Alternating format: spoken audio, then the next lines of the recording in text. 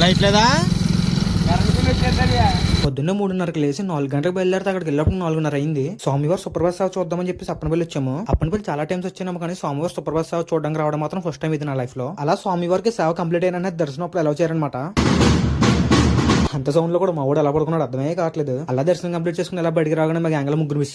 వీళ్ళు ముగ్గురు ఎక్కడికి వెళ్ళిపోయారని ఎత్తుకుంటే ప్రసాదాల లైన్ లో కనిపించారు. పొద్దున్న 3 గంటల లేసి వచ్చామో మా వాళ్ళు ఆకలి మీద ఉన్నారు. అలా సోమవారం నైవేద్యం పెట్టిన ప్రసాదం వల్ల తెచ్చి మన చేతిలో పెట్టారు. అది ఎలా తింటాం కంప్లీట్ అయిందో అలా ఫోటోలు మొదలెట్టారు. అలా గుడి మొత్తం రౌండ్స్ వేస్తుంటే పేలు కనిపించినాయి. పాపం వీళ్ళెవరో కొత్తగా పెళ్లి ఏంటి అనుకుంటాను. ఏ గొడవలు రాకూడదని చెప్పి రాశారు. ఇంకా కొత్త గుడిలో కంప్లీట్ అయిపోయి పాత గుడికి బయలుదేరాం. ఇక్కడ కూడా సోమవారం దర్శనం కంప్లీట్ చేసుకుని అలా బయటికి రాగానే అలా ప్రసాదం గిన్నె బయట పెట్టండి బాబు, ప్రసాదం పెడతా అన్నారు. పొద్దునే కదా శ్రీరన్నం ప్రసాదంగా పెట్టారు. ఉన్న నాగిల్లో జీడిపప్పులు తీసుకుని తినేసాడు మా ముందుగాడు. ఇంకా అలా మొత్తం కంప్లీట్ అయిపోయి గోదావరి దగ్గరికి వెళ్ళాం. జస్ట్ మిస్ కొంచెం ఉంటే సర్రమని జారపడుతుంది మా రూపగడు. అక్కడ ఒక్కొక్కడు ఒక్క పనిలో ఉంటాడు, అక్కడ మా సాయిగడు వేరే పనిలో ఉన్నాడు.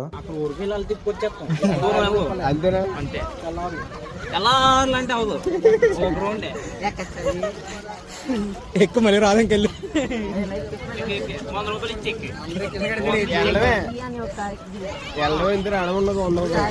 ఆ తర్వాత అక్కడి నుంచి అక్కడికి వెళ్ళాము. ఏం చేసామని నెక్స్ట్ పాటలో చెప్తాను.